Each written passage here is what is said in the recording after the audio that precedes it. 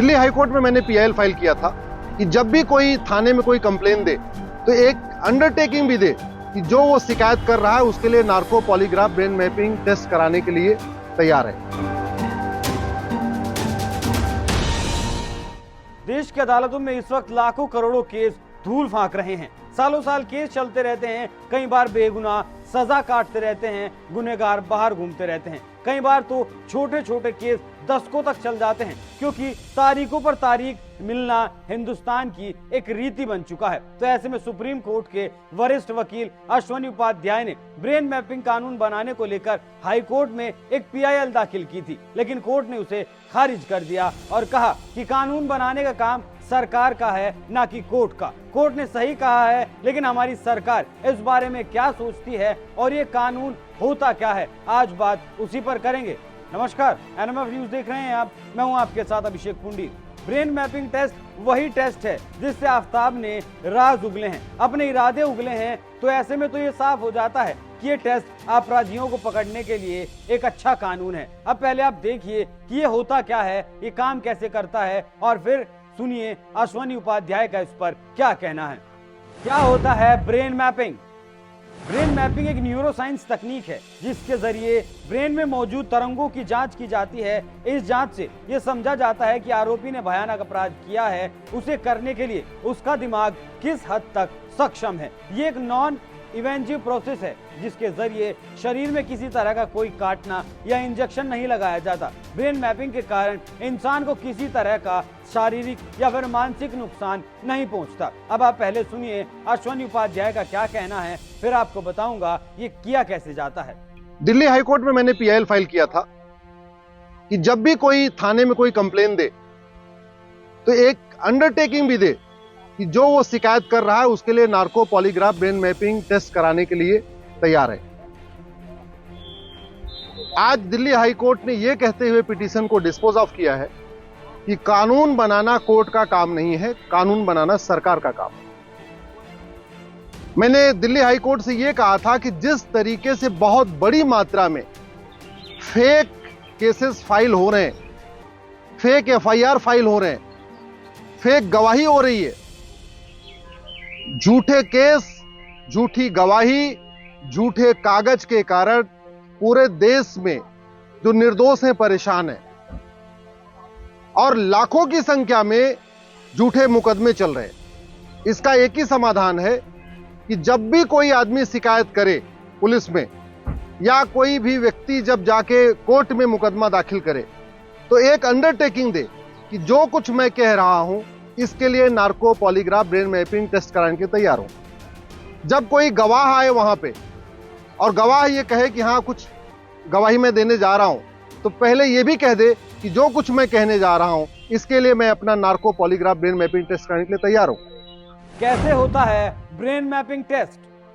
Brain mapping test के जरिए दिमाग में उठने वाली तरंगों की स्टडी की जाती है। इसके लिए जिसका ब्रेन मैपिंग टेस्ट किया जाता है उस व्यक्ति के सिर से सेंसर्स को कनेक्ट कर दिया जाता है। जिस व्यक्ति का टेस्ट किया जाता है उसके दिमाग में पता लगाने के लिए उसके सिर पर हेड कैप्चर लगाया जाता है। उस व्यक्ति के सामने क्राइम से जुड़े सीन और उसके सामने सिस्टम पर दिखाए या फिर सुनाए जाते हैं। ब्रेन मैपिंग में नार्को टेस्ट की तरह कोई दवा नहीं दी जाती। टेस्ट लैब में कुर्सी पर बिठाकर इस खास तकनीक से सच और झूठ का पता लगाया जाता है। जिस मशीन को सिर के सेंसर से कनेक्ट किया जाता है उसी मशीन पर आ रही तरंगों को देखकर यह पता लगाया जाता है कि वो कितना सच या फिर झूठ बोल रहा है। जब भी किसी आरोपी को लेकर लैब जाया जाता है तो इससे पहले कुछ खास तैयारियां करनी होती हैं। लैब में सबसे पहले एफएसएल एक्सपर्ट उस केस की स्टडी को देखते हैं और फिर अपनी एक सवालों की लिस्ट तैयार करते हैं। इसके बाद शुरू होता है आरोपी का इंटरव्यू, मतलब टेस्ट। तो ऐसे में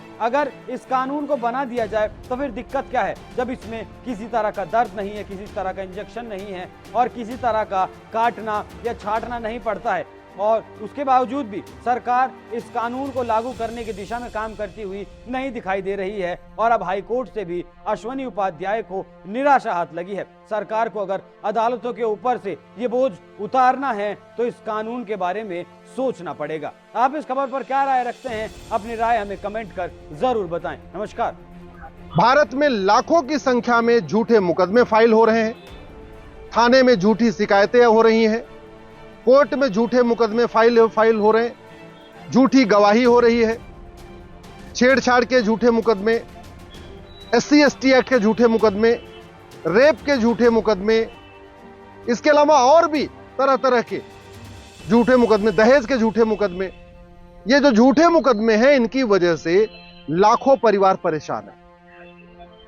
खासतौर पे समाज में जो प्रतिष्ठित लोग हैं, जो समाज के बीच में उठते बैठते हैं, चाहे हमारे वो शंकराचार्य हों, चाहे धर्मगुरु हों, या हमारे बड़े नेता हों, सांसद विधायक मंत्री हों, उनके मन में भी एक खौफ बना हुआ है कि कब कोई झूठा मुकदमा फाइल कर दे, खासतौर पे छेड़छाड़ का मुकदमा फाइल कर दे, रेप का मुकदमा फाइल कर दे, तो जब तक मुकदमे का पूरा निस्तारण होगा, जब तक फैसला होगा, तब तक तो उसकी इमेज कैसी तैसी हो जाएगी। बहुत सारे मुझे संत, कथावाचक, महामंडलेश्वर ये कह चुके हैं कि आजकल वो देश के बारे में कुछ कहने से डरते हैं, और वो इसलिए डरते हैं कि कहीं विरोधी किसी से कोई आरोप लगवा दे और उनकी पूरी इमेज खराब हो जाए। और ऐसा पहले हो चुका है। कई सारे हमारे संतों के खिलाफ झूठे मुकदमे हो चुके हैं, कई सारे महामंडलेश्वर के खिलाफ, कई सारे जो हमारी भगवान राम की कथा करते हैं कथावाचक, उनके खिलाफ झूठे मुकदमे हो चुके हैं। हरिद्वार में झूठे मुकदमे हुए हैं, मथुरा में झूठे मुकदमे हुए हैं, शंकराचार्य जी के खिलाफ झूठे मुकदमे हुए। झूठे मुकदमे से उनकी इमेज खराब हो जाती है, वो समाज में मुंह दिखाने लायक नहीं बचते, वो दोबारा कथा करने की हिम्मत नहीं करते। अब जब वो बरी हो जाते हैं, तब तक तो लोगों को दिमाग में ये बात आती भी नहीं है, वो बरी भी हो गए। एक बार इमेज खराब हो गई तो खराब हो गई। इसका एक ही समाधान है कि जब भी कोई थाने में कंप्लेन करे कि मेरे साथ ये हुआ है, तो अंडरटेकिंग दे कि हाँ, इसके लिए मैं अपना नार्को पॉलीग्राफ ब्रेन मैपिंग कराने के लिए तैयार हूं। मैंने कोर्ट से यह भी कहा कि ये जो जंतर मंतर पे पहलवानों का पूरा धरना वगैरह चल रहा है, अगर नार्को पॉलीग्राफ ब्रेन मैपिंग कानून होता तो ये धरना प्रदर्शन नहीं होता।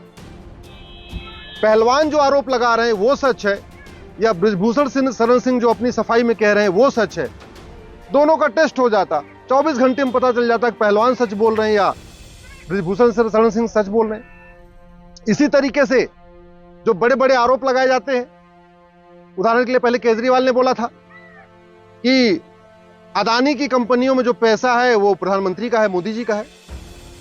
अगर हमारे पास नार्को पॉलीग्राफ ब्रेन मैपिंग कानून होता तो 24 घंटे में पता चल जाता केजरीवाल जो कह रहे हैं सच कह रहे हैं, झूठ बोल रहे हैं। कई बार पॉलिटिकली ऐसे कुछ भी आरोप लगा दिए जाते हैं और सच्चाई सामने नहीं आ पाती। और कई बार ऐसा भी होता है जहां सही में आरोप होता है, वहां पे भी लोग निर्दोष छूट जाते हैं, गवाह पलट जाते हैं, गवाही देने नहीं आते, बेचारा शिकायत करता रहता है और सब जितने गवाह पलट जाते हैं। अगर नार्को पॉलीग्राफ ब्रेन मैपिंग हो और दोनों का हो, शिकायत करने वाले का भी हो और जिसके ऊपर आरोप लगाया उसका भी हो, 24 घंटे में मुकदमा, 24 घंटे में सच्चाई सामने आ जाएगी। ये जो सालों साल मुकदमा चलता है, चाहे वो भ्रष्टाचार का मुकदमा हो, चाहे जमाखोरी का हो, चाहे मिलावटखोरी का हो, चाहे कालाबाजारी का हो, चाहे नशा तस्करी का हो, सालों साल मुकदमा चलता रहता है। 24 घंटे में सच्चाई सामने आ जाएगी। तीस्ता सीतलवाड़ का आपने देखा, अभी सुप्रीम कोर्ट से उसको बेल मिली है।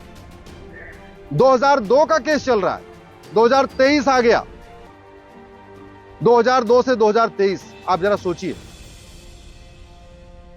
21 साल बीत चुके हैं। अभी तक तीस्ता सीतलवाड़ सच बोल रही है या झूठ बोल रही है पता नहीं चला। क्यों? क्योंकि हमारे पास नार्को पॉलीग्राफ ब्रेन मैपिंग कानून नहीं है। 70,000 करोड़ का कॉमनवेल्थ घोटाला हुआ, उसका केस आज भी चल रहा है। 1,76,000 करोड़ का 2G घोटाला हुआ, उसका केस आज भी चल रहा है। 1,86,000 करोड़ का कोयला घोटाला हुआ, उसका केस आज भी चल रहा है। नार्को पॉलीग्राफ ब्रेन मैपिंग कानून होता तो बहुत सारे सांसद, विधायक, मंत्री जेल में होते। आपको याद होगा संसद में गड्डियां लहराई गई थी, आज तक उसमें कुछ नहीं हुआ। और बाकी तो छोड़िए, बिट्टा कराटे, यासीन मलिक जिन्होंने पब्लिकली कहा कि हां मैंने मारा है, आज तक उनको भी कुछ नहीं हुआ। अगर कोर्ट को एविडेंस चाहिए तो आज जब इलेक्ट्रॉनिक आईटी का जमाना है, एडवांस टेक्निक चल रही है, अब तो आर्टिफिशियल इंटेलिजेंस भी आ गया है। इस आर्टिफिशियल इंटेलिजेंस के टाइम में नार्को पॉलीग्राफ ब्रेन मैपिंग कानून बनाने में क्या समस्या है? नार्को पॉलीग्राफ ब्रेन मैपिंग को अनिवार्य करने में क्या समस्या है? अरे भाई, जो ईमानदार होगा उसके ऊपर कोई फर्क नहीं पड़ेगा, जो गलत होगा उसकी गलती सामने आ जाएगी।